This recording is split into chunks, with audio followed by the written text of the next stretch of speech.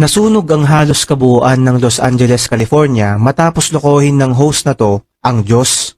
God, creator of the universe, zero mentions.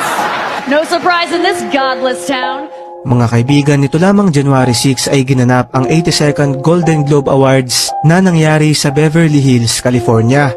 Ito ay pinamunuhan ng host na si Nikki Glaser at sa isang parte ng seremonya ay tila ba niloko nito ang Diyos at tinawag na godless town yung lugar na siyang pinagtawanan naman ng mga tao. God, creator of the universe, zero mentions.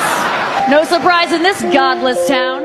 Ang nakakapagtaka lang dito, 2 araw lang ang makalipas January 8 ay nagsimula ng magkaroon ng sunog sa southern part ng California na agad namang kumalat sa iba't ibang parte ng Los Angeles. Ngayon ay nasa 200,000 residente na ang lumikas sa kani-kanilang mga bahay dahil sa sunog at pati nga ang bahay ng sikat na American icon na si Paris Hilton ay isa rin sa mga naapektuhan. Dahil sa pangyayaring to, ayon sa ilang netizens, ay dapat hindi raw sinasali sa mga biro ang Diyos dahil kayang-kaya nitong gawin ang mga ganitong bagay at patunayan na siya ay makapangyarihan. Ano ang masasabi mo dito, kaibigan?